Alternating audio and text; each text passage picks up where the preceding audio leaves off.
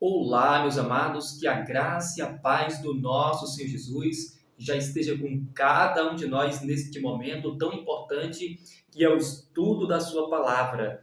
Hoje nós estamos aqui para dar continuidade, meus irmãos, o estudo que nós já começamos da lição da Escola Sabatina desta semana, que é a lição de número 10, que tem como título Para quem o fim tem chegado. Como vocês já sabem, meus irmãos, eu não consigo fazer o estudo completo da lição porque a memória do meu telefone ela não é muito boa. Então eu não consigo estar exportando o arquivo, né? O editor ele requer muito da memória do telefone, meus irmãos. Então quando eu vou editar o vídeo, né, para colocar no canal do YouTube, aqui no canal Revelaxion, então o editor ele não consegue exportar.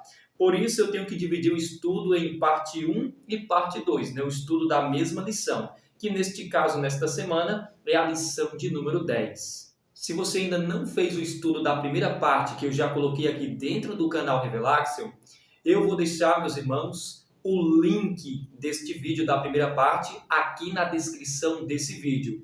E também vou estar colocando agora um card que vai estar aparecendo aqui no canto superior direito desta tela. Clica nesse link e você já vai ser direcionado para o estudo da primeira parte da lição desta semana, onde eu já estudei a parte de sábado, domingo e segunda. Hoje a gente vai estar respondendo as perguntas de terça-feira, quarta e também quinta-feira, meus irmãos. Então, meus amados, sem mais delongas, vamos aqui começar o estudo a partir de terça-feira, né? Que tem como título hoje a história de Sodoma e Gomorra, né? Então vamos começar a partir de terça-feira, meus irmãos, respondendo aqui a pergunta de número 4. Mas antes da gente responder esta pergunta, meus irmãos, se você não é inscrito aqui no nosso canal Revelaxion, por favor, já se inscreva e já ative também o sininho das notificações, para que você não perda, meus irmãos, nenhum conteúdo novo que eu lançar aqui dentro do canal Revelaxion, tá certo? Então se inscreva e já ative aí o sininho das notificações. Dito estas palavras, meus irmãos, vamos agora começar aqui o estudo ou dar continuidade ao estudo da lição desta semana. Como eu já disse, o tema de hoje aqui é a história de Sodoma e Gomorra, isso na parte de terça-feira. E a pergunta de número 4, meus irmãos, diz o seguinte, eu vou colocar aqui a pergunta na tela para que você possa acompanhar juntamente comigo. A pergunta de número 4 diz assim, quais condições morais levaram à destruição dessas cidades? E quais paralelos existem com os nossos dias? E os textos que é para a gente estar lendo agora é 2 Pedro, capítulo 2, o verso 4 a 11, Judas, que só tem um capítulo, os versos 5 até o verso 8, e Ezequiel, capítulo 16, os versos 46 até o versículo 50, né? A pergunta diz, quais condições morais levaram à destruição dessas cidades? Que cidades? Sodoma e Gomorra. E quais paralelos existem com os nossos dias? O que a gente pode ter como paralelo ali, tirar de paralelo destas cidades? Será que a mesma coisa que aconteceu com as cidades de Sodoma e Gomorra vai acontecer agora nos últimos dias? É isso que nós vamos ver dentro da Escritura Sagrada, meus irmãos. Então agora eu já convido a você a tomar sua Bíblia. Tome a sua Bíblia, meu amado, e agora a gente vai ler a Palavra de Deus. E o primeiro texto que nós vamos ler, meus irmãos, é esse aqui de 2 Pedro, capítulo 2, o verso 4 a 11. Lembrando aqui para você que eu vou passar todos os textos. A gente vai ler todos os textos, meus irmãos, para a gente estar conseguindo aqui responder a pergunta de número 4. Então, abra sua Bíblia agora em 2 Pedro, capítulo 2, o verso 4 até o versículo 11. Eu já estou aqui com o texto aberto, né, para facilitar e para a gente ganhar tempo. E eu vou colocar aqui o texto na tela também, para que você possa estar acompanhando juntamente comigo. E a palavra do Senhor, meus irmãos, nos diz o seguinte, acompanhe comigo. Ora, se Deus não poupou anjos quando pecaram, antes precipitando-os no inferno, os entregou a abismos de trevas, reservando-os para juízo. Aqui está falando, meus irmãos, dos anjos caídos, os anjos de Satanás. E aqui ele continua, e não poupou o mundo antigo, né, os antediluvianos, mas preservou a Noé, pregador da justiça. Olha aí, meus irmãos, Noé era pregador da justiça, meus amados. Noé, ele não pregava um evangelho meia boca. Noé, ele não passava a mão por cima do pecado de ninguém. Por isso que muitos poderiam ficar surpresos. Como é que pode uma pessoa pregar 120 anos e salvar apenas a si mesmo e a sua família? É claro, meus irmãos, porque a mensagem de Noé era uma mensagem de uma espada cortante que separa o trigo do joio, meus irmãos. Como aqui diz, ele era pregador da justiça. E mais 7 pessoas, quando fez vir o dilúvio sobre o mundo de ímpios. Os antediluvianos. E reduzindo as cinzas, olha agora, e reduzindo as cinzas as cidades de Sodoma e Gomorra, ordenou as ruínas completas. Interessante que a Bíblia saiu agora da história lá do Gênesis, do dilúvio, e agora já entrou aqui nas cidades de Sodoma e Gomorra, né? Você vê que tem esse paralelo. E Jesus, ele cita este mesmo paralelo, né, meus irmãos? Ele fala assim como foi nos dias de Noé, e assim também como foi nos dias de Ló, assim também será o momento da vinda do Filho do Homem. E aqui, continuando, o versículo 6 diz, e reduzindo as cinzas as cidades de Sodoma e Gomorra, ordenou-as à ruína completa, tendo-as posto como exemplo, e a quantos venham a viver impiamente, e livrou o justo Ló. Ló era justo, meus irmãos. Ló foi um filho de Deus, afligido pelo procedimento libertino daqueles insubordinados. É interessante que a Bíblia fala que eles eram o quê? Eles tinham um procedimento libertino, meus irmãos. O que significa um procedimento libertino? Significa pessoas que não seguem mais aos mandamentos, não seguem mais as regras, meus irmãos. Estão completamente escravos aqui de Satanás. São pessoas que não estão nem aí para a lei de Deus. Não querem seguir ordens, não querem seguir as leis do Senhor. São pessoas que representam aqui, meus amados, aqueles que vão pisar na lei de Deus no tempo do fim. Estes ímpios aqui representam exatamente o mundo como nós conhecemos hoje, onde o mundo vai pisar e está pisando agora, neste exato momento, nos 10 mandamentos de Deus. Estão vivendo como se não houvesse o dia do amanhã, meus irmãos. E o versículo 7 ainda diz, né? E livrou o justo Ló, afligido pelo procedimento libertino, daqueles insubordinados, porque este justo, pelo que via e ouvia, quando habitava entre eles. Infelizmente, meus irmãos, Ló estava habitando ali entre eles. Eles quem? Entre esses ímpios, irmãos. A palavra de Deus em Provérbios 3,7 diz que nós temos que estar longe, meus irmãos, dos escarnecedores. Nós não podemos andar de acordo com o conselho dos ímpios, nem se assentar em sua roda, meus irmãos. Provérbios 3,7 fala claramente, teme ao Senhor e aparta-te do mal. Mas, infelizmente, Ló estava aqui, meus irmãos, correndo um grande risco de ser contaminado, porque ele estava vivendo entre eles, entre os ímpios. E aqui diz, entre eles, e atormentava a sua alma justa cada dia, por causa das obras iníquas daqueles. Meus irmãos, Ló, ele não estava em paz, meus irmãos, no meio daquele povo.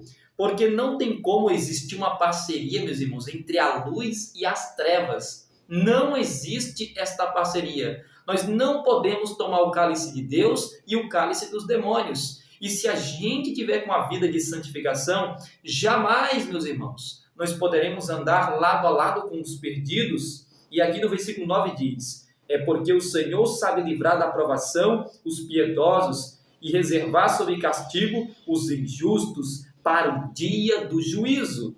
Então aqui mostra exatamente qual será a sentença dos santos e qual será a sentença dos perdidos. O verso 9 diz, é porque o Senhor sabe livrar da provação os piedosos. Quem são os piedosos?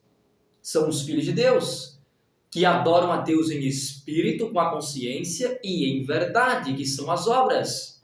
E aqui diz, e reservar sob castigo os injustos para o dia do juízo. E este juízo aqui, meus irmãos, é o juízo da condenação, que vai acontecer durante os 1000 anos. E ao final dos 1000 anos, eles receberão a sua recompensa, conforme Apocalipse, capítulo 20, verso 14 ali e verso 15. Versículo 10 continua dizendo: especialmente aqueles que, seguindo a carne, ou seja, aqueles que não conseguiram vencer o mundo, a carne e o diabo, né, os prazeres deste mundo, andam em imundas paixões.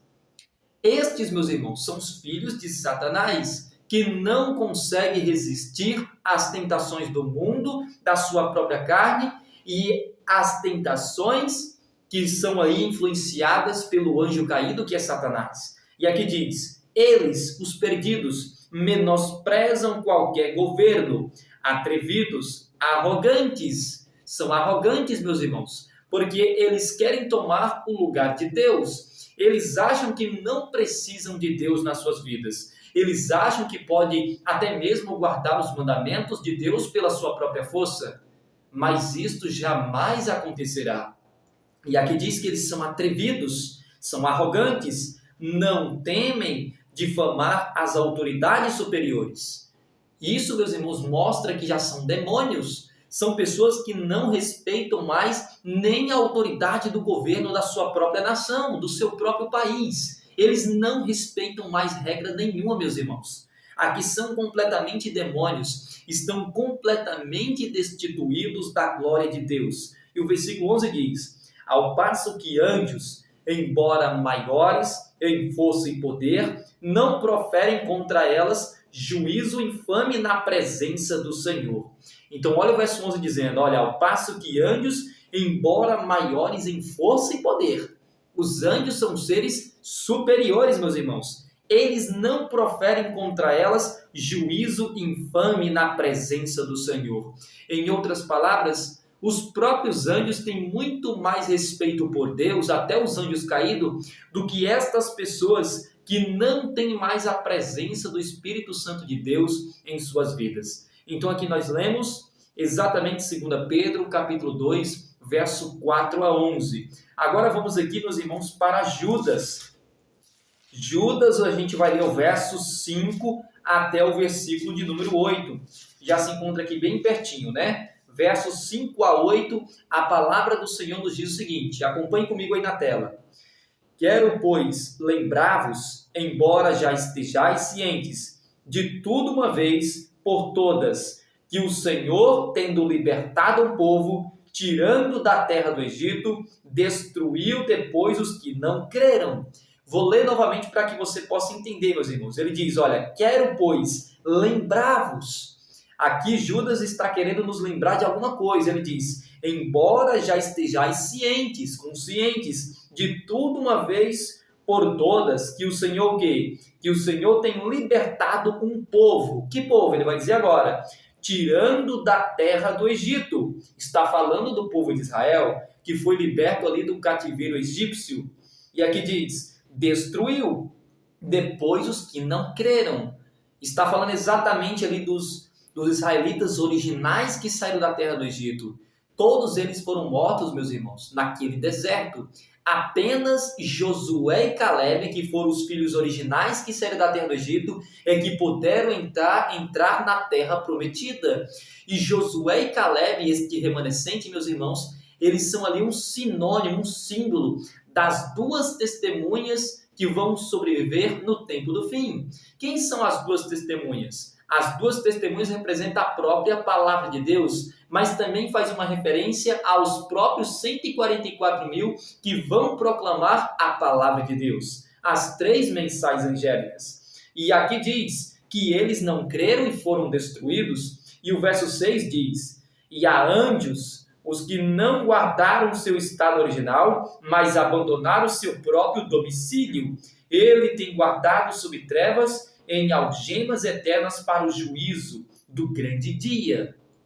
E aqui está falando dos anjos caídos, daquela terça parte de anjos que Satanás ele enganou, meus irmãos, com a sua cauda. Cauda representa falsa profecia, representa mentira. conforme João 8,44, que diz que Satanás ele é mentiroso e pai da mentira. Também conforme Isaías 9,15, que lá fala que o que a cauda representa falso profeta. Então, meus irmãos, aqui está falando dos anjos caídos. E o versículo 7 continua dizendo, meus irmãos, como Sodoma e Gomorra e as cidades circunvizinhas, que havendo-se entregado à prostituição como aqueles, seguindo após outra carne, são postas para exemplo do fogo eterno, sofrendo punição. Então perceba claramente que ele diz, olha, como Sodoma e Gomorra e as cidades circunvizinhas, que havendo se entregado o quê? A prostituição, meus irmãos. Todas aquelas pessoas ali que estavam habitando nas cidades de Sodoma e Gomorra se entregaram completamente nas mãos de Satanás. Assim como os próprios anjos, eles também se transformaram em demônios, se prostituindo de toda forma como você imaginar, meus irmãos. Tanto numa prostituição em termos aqui de consciência, prostituir as verdades de Deus, como também eles estavam ali num estado de depravação total, meus irmãos. Total, tanto na parte consciente quanto todo o seu corpo. Eles se entregaram completamente nas mãos do diabo. E aqui diz que, havendo se entregado à prostituição como aqueles, seguindo após outra carne, eles se entregaram assim como os anjos. E aqui diz, são postas para exemplo do fogo eterno, sofrendo punição. Assim como os anjos serão destruídos, eles aqui também serão destruídos. E o versículo 8 diz, ora, estes da mesma sorte, quais sonhadores alucinados, não só contaminam a carne, como também rejeitam o governo. Eles não só, meus irmãos, transgridem o corpo, né? Eles ali contaminam o santuário de Deus, que é o corpo e morada e templo do Espírito Santo, mas aqui diz, e difamam autoridades superiores. A gente viu isso também em 2 Pedro, não foi? Capítulo 2, o verso 4 a 11. Eles não respeitam mais as regras, não respeitam mais a lei de Deus. Eles pisam completamente nos 10 mandamentos. E agora vamos ler aqui o último texto, que se encontra em Ezequiel, capítulo 16, os versos 46 a 50. Vamos agora aqui em Ezequiel 16, 46 a 50. Aqui, meus irmãos, em Ezequiel, capítulo 16, o verso 46 a 50, diz o seguinte, acompanhe comigo aí na tela, meus irmãos. E tua irmã, a maior é Samaria, que habita à tua esquerda com suas filhas, e a tua irmã, a menor que habita à tua mão direita, é Sodoma e suas filhas. Olha, interessante esta linguagem, meus irmãos. Aqui fala de filhas, mulheres. Lembre-se, meus irmãos, que mulher em profecia representa a igreja. E lá no livro de Apocalipse, capítulo 17, ali fala de uma grande prostituta que está sentada sobre muitas águas, mas também que fala que ela é mãe o quê? Das meretrizes, ou seja, outras doutrinas, outras denominações que estão se prostituindo com o vinho de Babilônia, com o vinho da grande meretriz. E aqui diz, verso 47, todavia não só andastes nos seus caminhos, ou seja, seguindo os seus próprios mandamentos que são contrários aos mandamentos de Deus, seguindo a tradição, todavia não só andaste nos seus caminhos, nem só fizeste segundo as suas abominações. São tradições humanas, meus irmãos. E a maior abominação que vai ter agora no tempo do fim será a lei dominical, que será imposta por meio da besta que emerge da terra, que é os Estados Unidos da América do Norte, que vai acontecer exatamente quando as igrejas protestantes apostatadas buscarem auxílio do poder civil para a imposição de suas leis. E aí vai sair uma grande abominação, que é a marca da besta. É aí que a marca da besta será ativada, meus irmãos. Na vida de quem? Na vida dos perdidos, porque eles também vão conhecer a verdade que eu e você hoje já conhecemos. E aqui o verso continua, mas como se isto fora muito pouco, ainda te corrompeste mais do que elas, em todos os teus caminhos. Isso é interessante, meus irmãos. O povo de Deus vai se corromper muito mais do que mesmo o próprio mundo, meus irmãos. Isso é algo interessante. Aqui diz, tão certo como eu vivo, diz o Senhor Deus. Não fez Sodoma, tua irmã, ela e suas filhas, como tu fizeste e também tuas filhas. Está vendo, meus irmãos?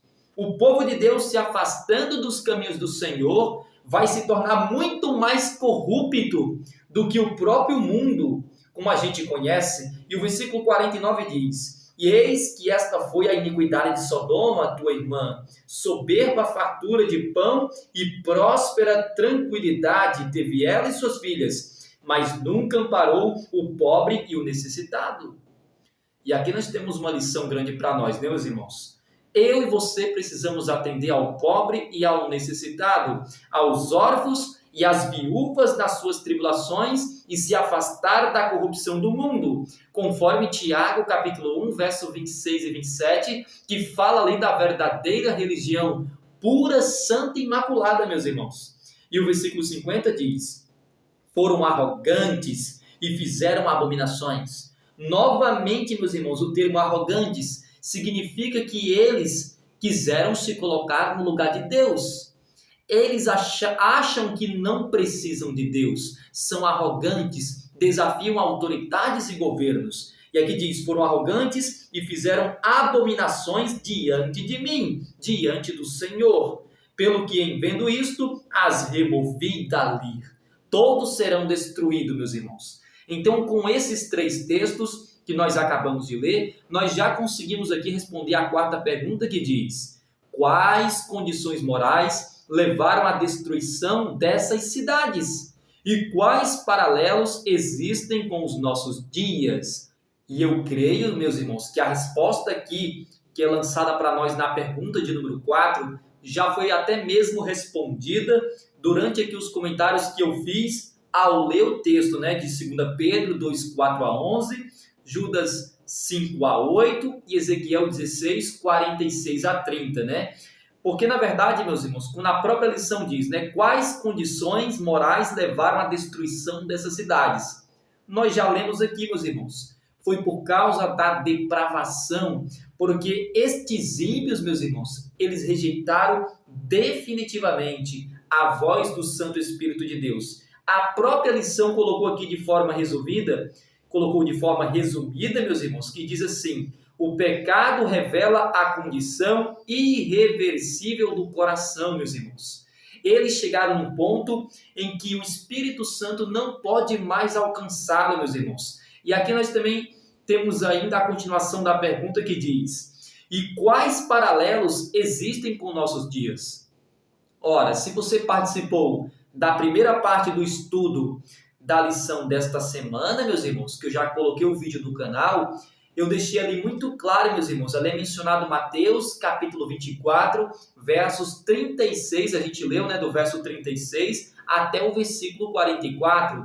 E ali Jesus deixa claro, meus irmãos, que assim como foi nos dias de Noé, a gente leu isso nos próprios textos aqui, principalmente na parte de Pedro, 2 Pedro 2, 4 a 11, faz o mesmo paralelo ali com Mateus 24, verso 36 a 44, que Cristo diz que assim como foi nos dias de Noé, assim como foi nos dias de Ló, assim também será antes da volta de Jesus, ou bem pertinho da volta de Jesus. As pessoas vão comer, vão beber, vão dar-se em casamento, vão pisar na lei de Deus, meus irmãos. Vão viver como se não existisse o dia do amanhã. E o amanhã, que é a volta de Jesus, certamente virá, meus irmãos. Jesus virá e não tardará. E todos estes serão destruídos, meus amados. E eu queria deixar aqui, meus irmãos, um comentário de Ellen White, né? Para nós, na parte aqui, meus irmãos, de terça-feira. E é interessante, meus irmãos, antes de eu ler esse comentário, a gente percebe aqui, meus amados, como a lição coloca, aqui diz assim: Israel, aqui fala, né? Israel se prostituiu e cometeu adultério espiritual. Isso é mostrado, meus irmãos, em Ezequiel 16, 41. O versículo diz: queimarão as tuas casas e executarão juízos contra ti, à vista de muitas mulheres. Farei cessar o teu meretrício e já não darás paga. Então Israel se prostituiu. E é interessante que a gente viu aqui, meus irmãos, que Israel se prostituiu muito mais ou se corrompeu muito mais do que os próprios outros perdidos, daqueles que não conheciam ainda a palavra, meus irmãos. Aqui diz, Israel se prostituiu e cometeu adultério espiritual. Imagine, aqui a lição diz, imagine a surpresa do povo ao ouvir que era mais corrupto do que as cidades famosas por seus pecados. Que era o que, meus irmãos? Sodoma e Gomorra, meus amados. Então o povo de Deus se corrompeu de uma forma que ficaram muito mais corruptos, meus irmãos, do que as próprias cidades de Sodoma e Gomorra.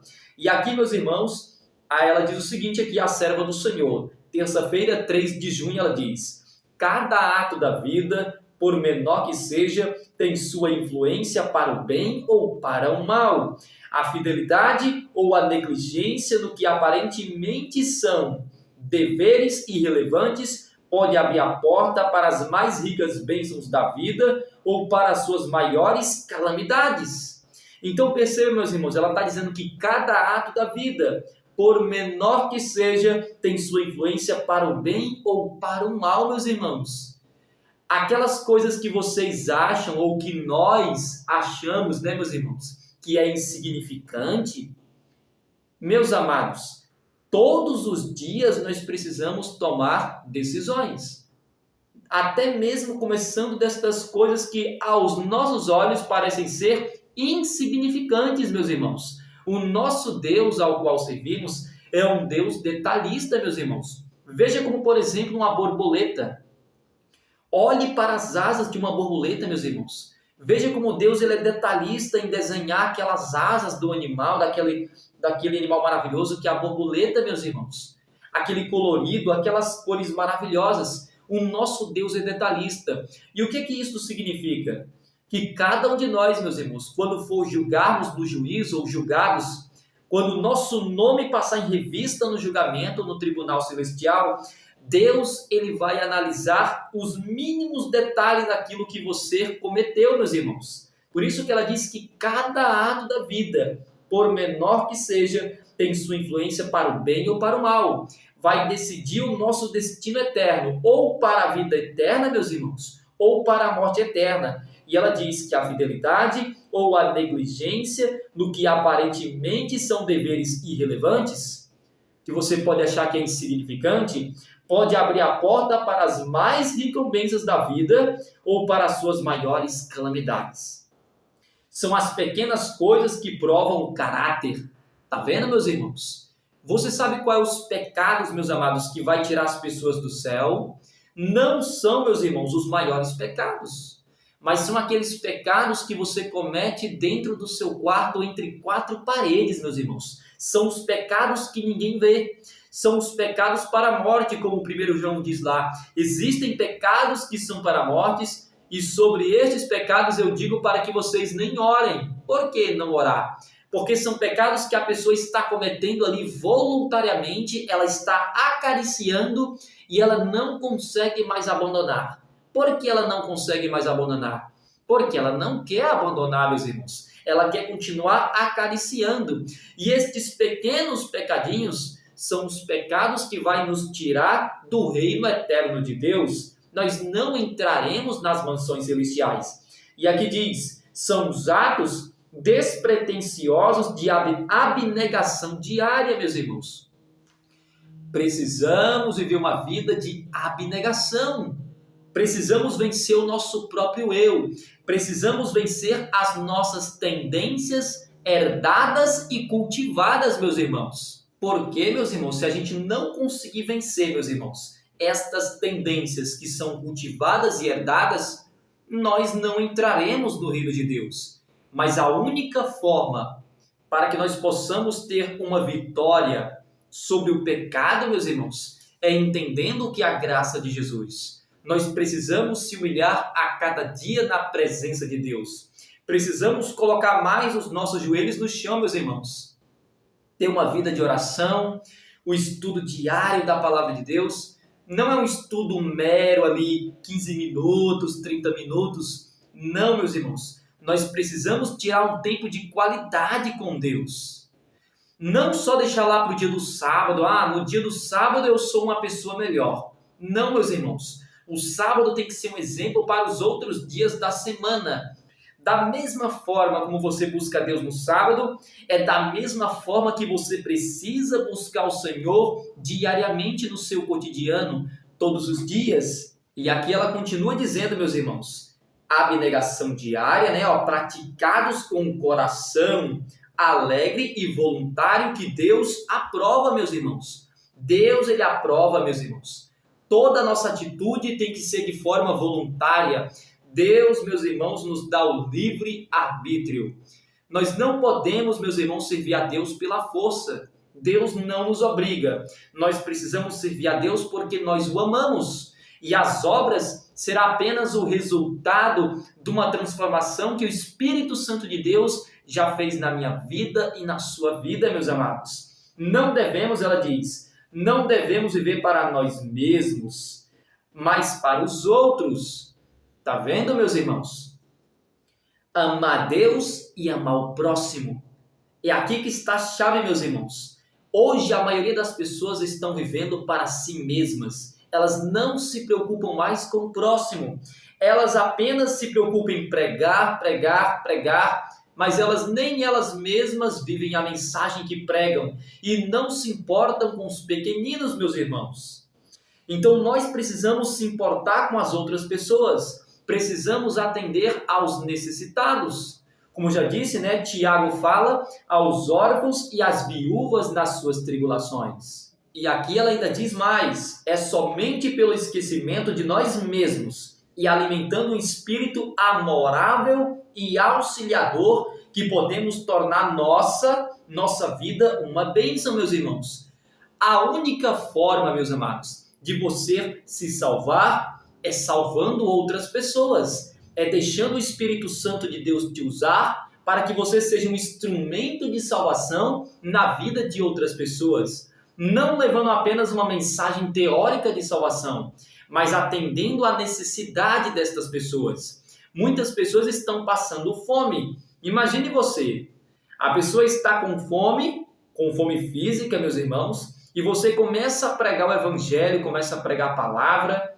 Você acha que ela vai entender alguma coisa, meus irmãos?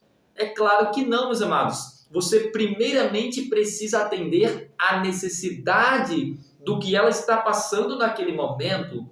Então, sim, depois, meus irmãos, você chega ali com a palavra poderosa de Deus. Você começa a apresentar as escrituras diante dessa pessoa. Porque você começou a pregar o evangelho não com palavras, mas você começou a pregar o evangelho com as suas atitudes, com a obra, meus irmãos. É uma fé viva, não é uma fé morta. E aqui diz, as pequenas atenções, singelas ações de cortesia, representam muito na soma total de fidelidade, ou melhor, da felicidade que temos na vida. E a negligência dessas coisas constitui grande parcela da desgraça humana. Muitas pessoas, meus irmãos, estão negligenciando a mensagem do amor a Deus e amor ao próximo. E o destino para estas pessoas será o mesmo destino aqui que nós já acabamos de ler, de Sodoma, Gomorra, dos anjos caídos e daqueles filhos de Israel, que no tempo do fim é um Israel espiritual, que dizem professar crer no nome de Deus, mas na verdade são filhos de Satanás.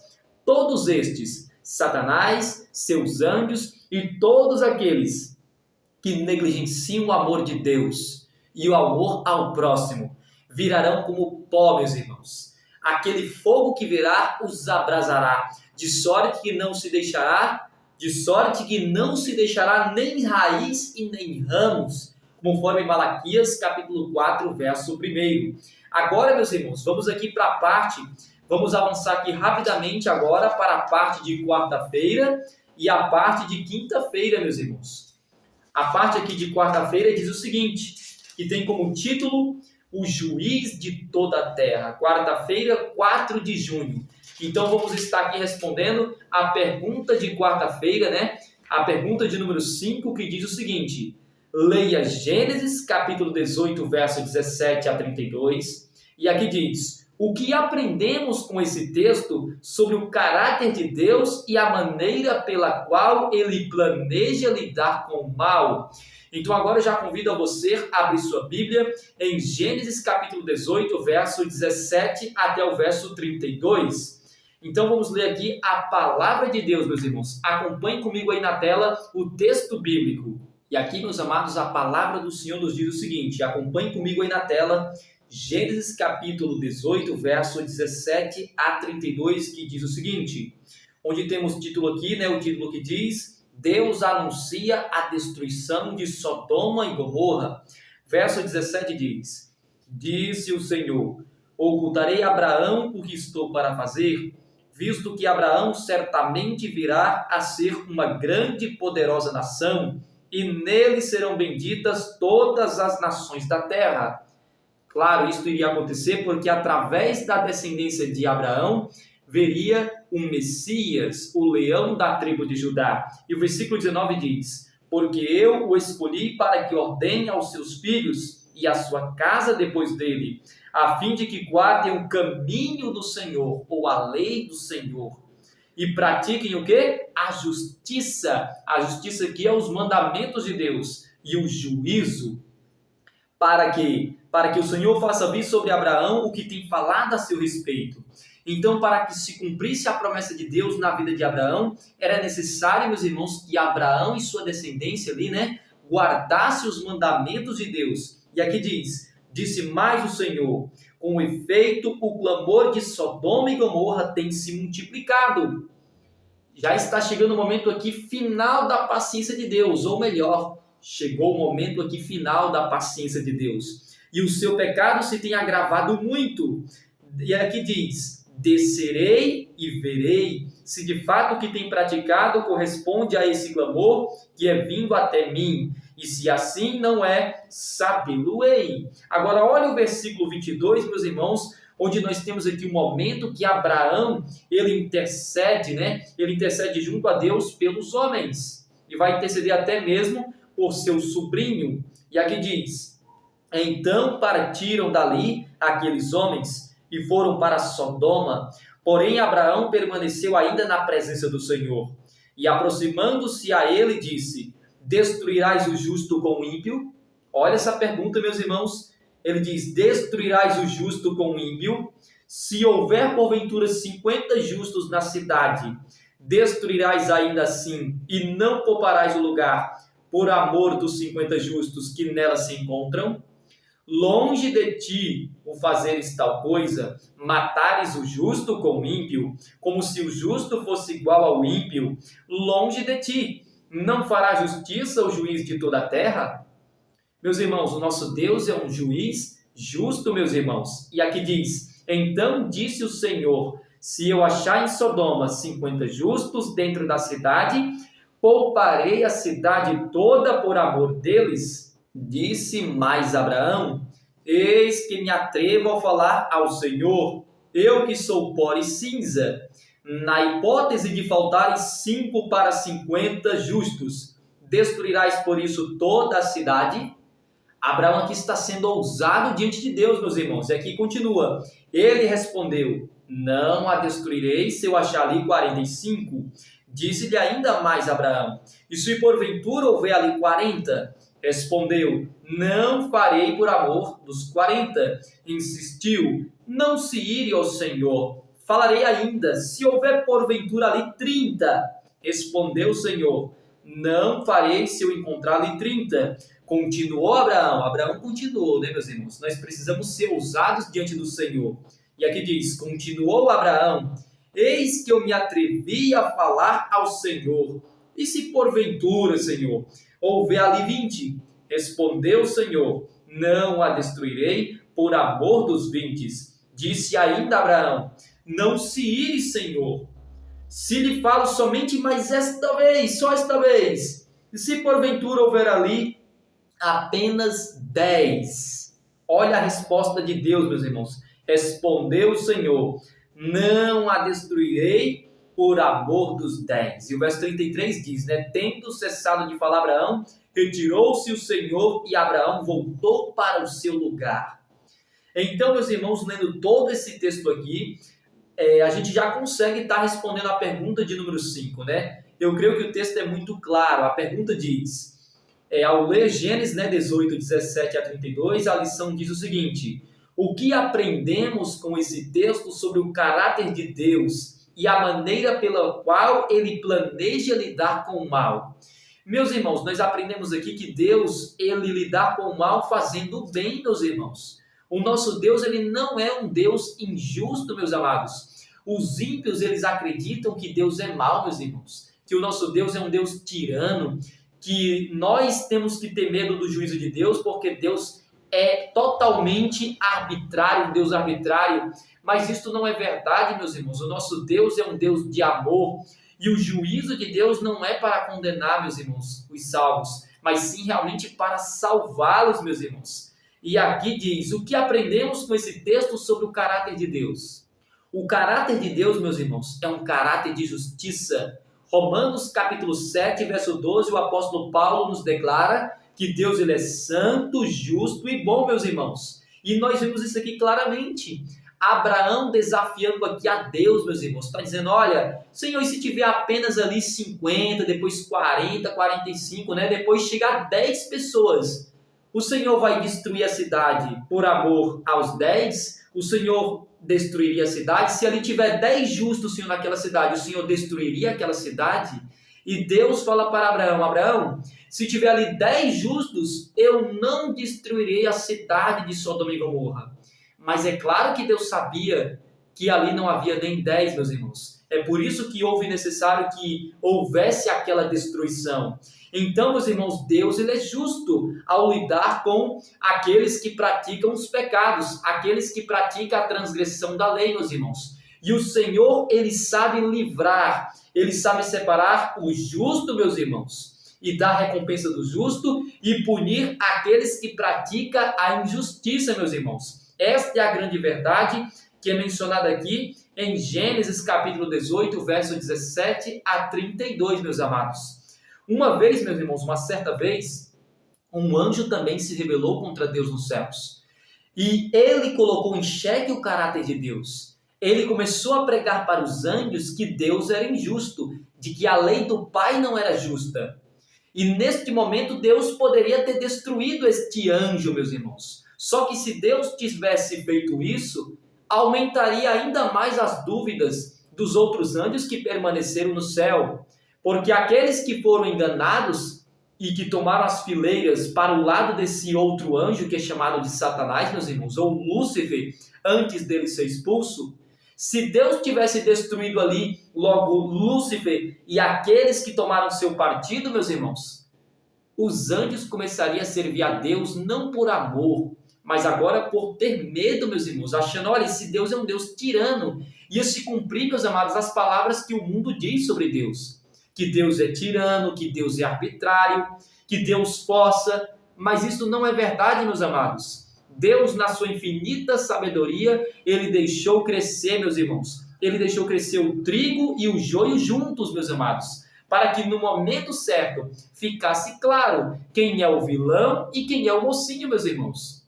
Satanás estava acusando a Deus de Deus ser o vilão. Mas, na verdade, quem era o vilão? Satanás era o vilão, meus irmãos. E Deus que estava sendo acusado de ser o vilão, ele, na verdade, é o mocinho, meus irmãos. E é por isso que aqui, na lição de quinta-feira, vai tratar exatamente sobre o juízo. Mas antes da gente ir para a lição de quinta, meus irmãos, vamos ler aqui mais uma pequena citação na parte aqui de quarta-feira, uma citação de Ellen White, meus irmãos. Olha o que a serva do Senhor nos diz aqui na parte de quarta-feira, meus amados. Eu vou tentar correr aqui no tempo, porque já estamos chegando aí praticamente quase, meus irmãos, a uma hora de estudo, né? E aqui a parte de quarta-feira, a serva do Senhor nos diz o seguinte: durante os 1000 anos, entre a primeira e a segunda ressurreição, ocorrerá o julgamento dos ímpios. Isso durante os 1000 anos, meus irmãos. O apóstolo Paulo falou desse juízo como um acontecimento que se seguirá ao segundo advento, ou seja, o juízo dos 1000 anos, que é o juízo dos perdidos. E aqui ela diz o seguinte: citando as palavras de Paulo: não julguem nada antes do tempo, até que venha o Senhor, o qual não somente trará à plena luz as coisas ocultas das trevas, mas também manifestará os desígnios dos corações, como está em 1 Coríntios 4:5. Daniel declarou que veio o ancião de dias é Deus o Pai, e fez justiça aos santos do Altíssimo, como está em Daniel 7:22. Nesta oportunidade, os justos reinarão como reis e sacerdotes diante de Deus. É neste tempo, meus irmãos, que vai acontecer o juízo durante os 1000 anos, onde os filhos de Deus terão a oportunidade de participar do julgamento em uníssono com Jesus. E aqui diz, João no Apocalipse relatou: vi também tronos, e nestes sentaram-se aqueles aos quais foi dada autoridade para julgar. Aqui é o juízo dos 1000 anos, meus irmãos. Serão sacerdotes e de Deus e de Cristo, e reinarão com ele os 1000 anos, conforme Apocalipse capítulo 20, verso 4 e 6. É nesse tempo que, conforme foi predito por Paulo, os santos hão de julgar o mundo, meus irmãos, conforme 1 Coríntios 6:2. Em união com Cristo, ou seja, uníssono com Jesus, eles julgam os ímpios, comparando seus atos com um código. E que código é esse? A palavra de Deus, as Escrituras Sagradas, e decidindo cada caso segundo as ações praticadas nesta vida. Agora, vale a pena lembrar, meus irmãos, que este juízo aqui não é um juízo de salvação. Aqui já é um juízo apenas para elaborar a sentença daqueles que não se salvaram, daqueles que vão receber a recompensa da morte eterna. Então, não confunda uma coisa com a outra. O juízo pré-advento é um juízo ainda para salvar, mas o juízo dos 1000 anos é apenas ali, meus irmãos, que para primeiramente comprovar, porque muitas pessoas que nós conhecemos, que nós achávamos que estaria lá, não estarão, e muitas pessoas que a gente achava que não estaria lá, estarão no céu. Então é um juízo de comprovação. Mas também é neste juízo que a gente vai, juntamente com Jesus, elaborar a sentença dos perdidos, até mesmo de Satanás e seus anjos. E aqui ela diz o seguinte, ela fala mais o seguinte, aqui ela diz, então o destino que os ímpios devem sofrer segundo as suas obras é determinado. Determinado por quem? Pelos santos de Deus, que neste momento vão poder julgar com sabedoria, porque estarão julgando juntamente com Jesus. É determinado e registrado em frente ao seu nome no livro da morte. Então aqui com isso nós concluímos a parte de quarta-feira. E para a gente estar finalizando, meus irmãos, rapidamente agora, para a gente não perder tempo, vamos aqui para a lição de quinta-feira, que tem como título o juízo pré-advento, meus irmãos. E aqui eu não vou perder muito tempo, meus irmãos, aqui dentro do juízo pré-advento, porque a gente pode ter um vídeo apenas explicando essa parte aqui do juízo pré-advento ou juízo investigativo. Certo, meus irmãos? Então aqui vamos responder a pergunta de número 6. E a pergunta de número 6 diz o seguinte, meus amados. Leia a descrição do juízo investigativo em Daniel 7, 9, 10, 13, 14, 22 e 26 a 27. E aqui temos a pergunta. Qual é o foco nesse juízo?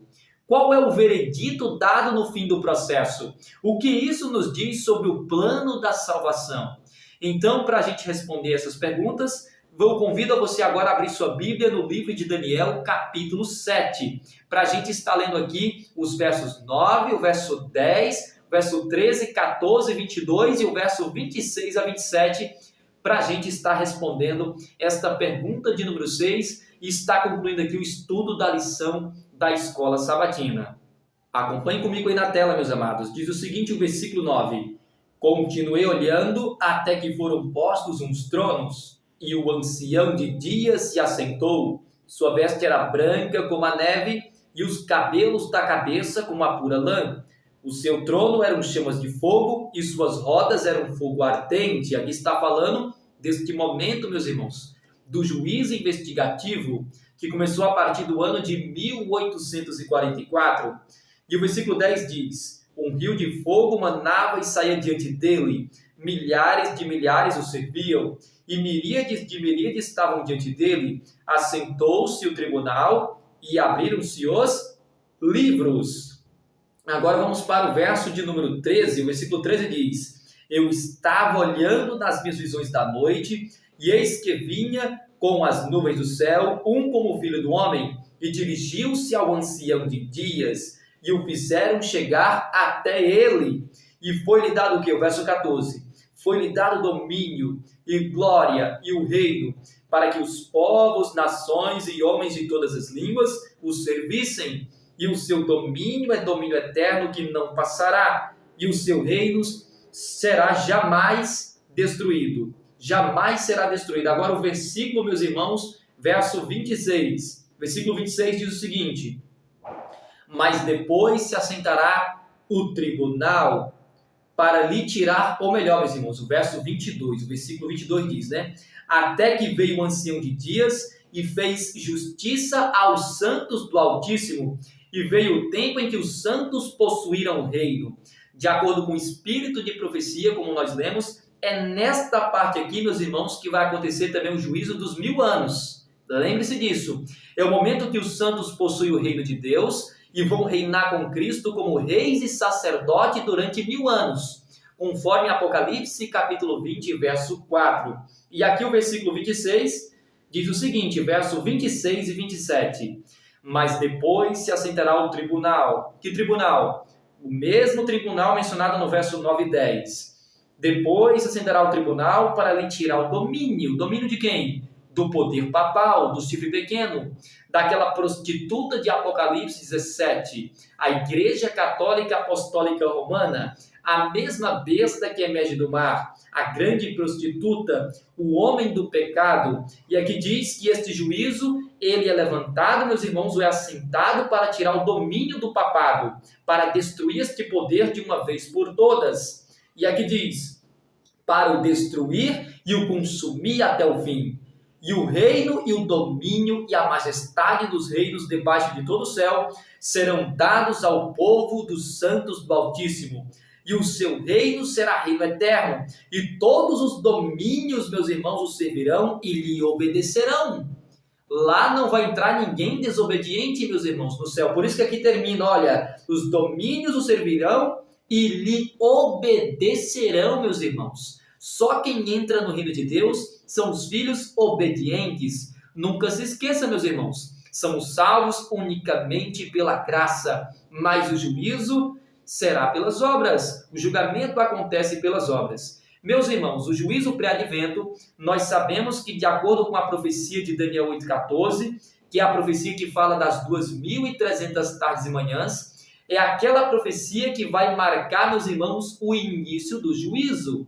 Aquela profecia ali representa 2.300 anos, que começa com o decreto de Artaxerxes I Longímano, que foi promulgado no ano 457 a.C., e este decreto foi promulgado exatamente no outono, no dia da expiação, e quando nós viajamos 2.300 anos, quando você pega a sua calculadora e coloca ali, olha, menos 456, porque é dentro da tabela astronômica, lembre-se que a tabela de antes e depois de Cristo não tem o ano zero, então se você coloca na calculadora a partir do ano, você coloca menos 456 mais 2.300, o resultado na sua calculadora será 1844.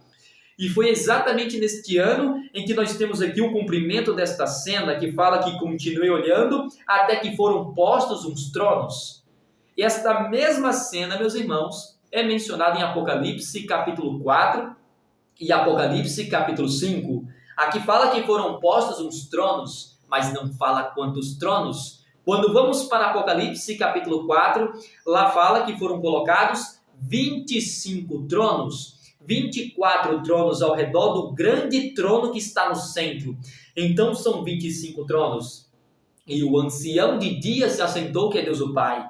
Então esta cena aqui, meus irmãos, é a mesma cena de juízo que é mencionada entre Apocalipse capítulo 4 até Apocalipse capítulo de número 8, meus irmãos. aquela cena ali onde nós temos o momento em que o cordeiro ele entra para pegar o livro da mão do Pai, que é o livro selado com os 7 selos. E é neste livro, meus irmãos, que de acordo com Uriah Smith, né, Uriah Smith, que é o nome dele em inglês, eu falei Uriah Smith, mas o nome dele em inglês é Uriah Smith, ele fala que este livro é como se tivesse ali 7 tons, 7 volumes, meus irmãos. Você pode encontrar isso no livro de Uriah Smith, que é um livro recomendado pela própria senhora White, meus irmãos, pelo próprio espírito de profecia que se manifestou na vida de Ellen G. White.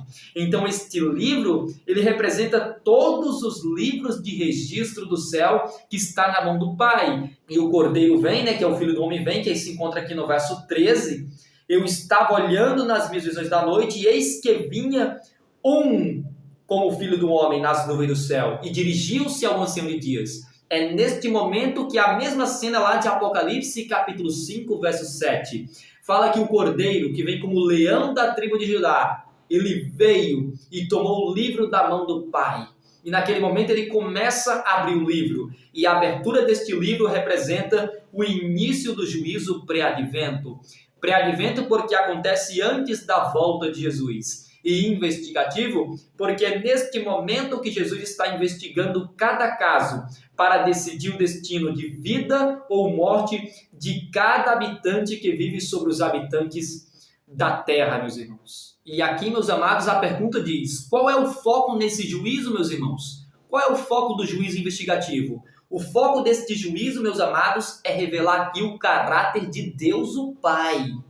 Este é o foco do juízo, meus irmãos. É mostrar que Deus ele é santo, justo e bom. Mostrar que ele é o mocinho e que Satanás é o vilão. Este é o maior foco do juízo investigativo. Lembre-se que neste momento o Pai ele se encontra com um livro selado com 7 selos em suas mãos, mas ele mesmo não poderia abrir. E é por isso que entra em cena o Filho do Homem e ele se dirige ao ancião de dias para pegar ou tomar o livro da mão do Pai. Porque o próprio Pai não pode abrir o livro, pois ele também é réu neste julgamento. Ele foi o primeiro ser no universo a ser acusado pelo diabo.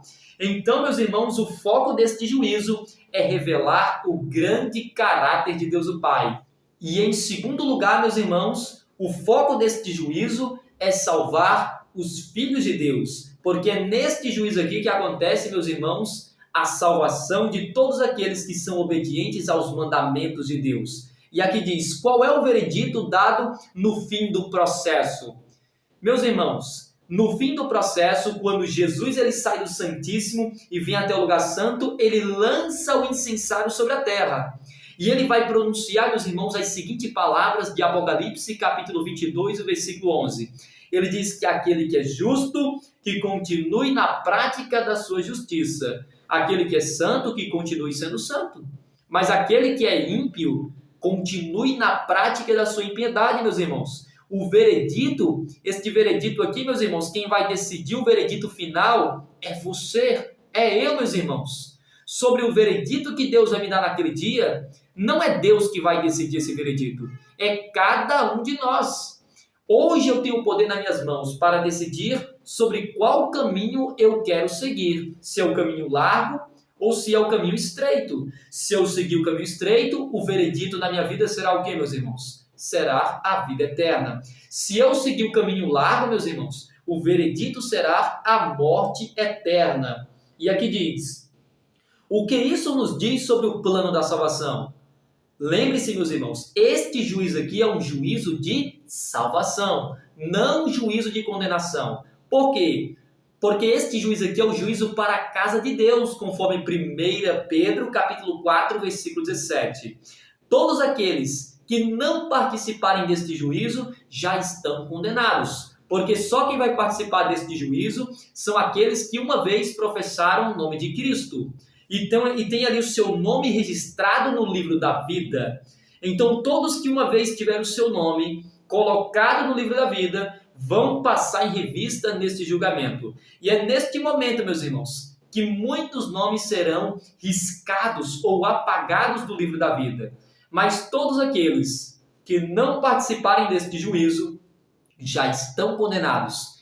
E no momento dos 1000 anos, estes que não passaram em revista no julgamento, é neste momento, como nós já lemos no Espírito de Profecia, os santos terão a oportunidade de elaborar juntamente com Cristo a sentença final de cada um deles. E aqui, meus irmãos, a resposta da lição, ela coloca, né? O foco é o juízo de Deus em favor do seu povo e contra os que fazem o mal. Os salvos são absolvidos por causa da presença do Filho do Homem.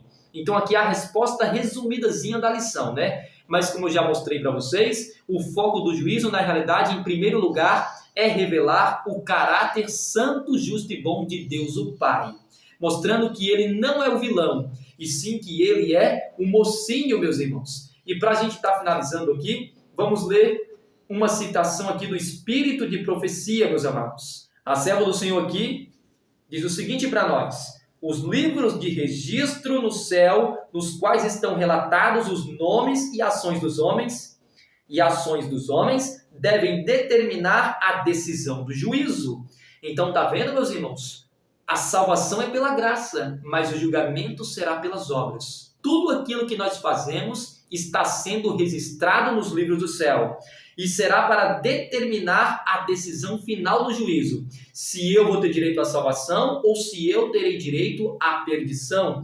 E aqui diz, o profeta Daniel afirmou, foi instalada a sessão do tribunal e foram abertos os livros, conforme descrito em Daniel 7,10. O escritor do Apocalipse, descrevendo a mesma cena, acrescentou, outro livro, o livro da vida foi aberto, e os mortos foram julgados segundo as suas obras, conforme o que estava escrito nos livros, meus irmãos. Então, com esta citação, a gente conclui mais um estudo aqui, meus irmãos, da lição da escola sabatina, meus amados.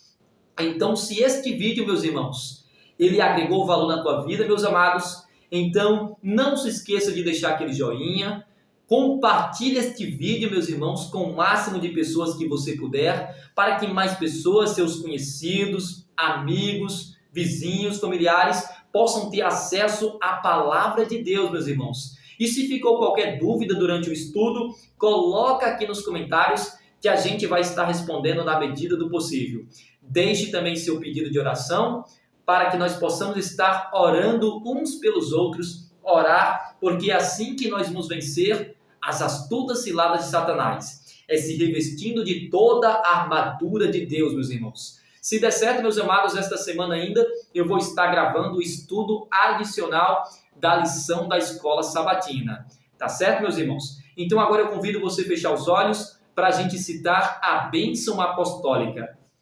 Que a graça de nosso Senhor Jesus e o amor de Deus e a comunhão do Santo Espírito seja com cada um de nós e que todos possam dizer 3 vezes: Amém, Amém e Amém. Louvado seja Deus. E até, meus irmãos, ao próximo vídeo aqui do nosso canal Revelaxion.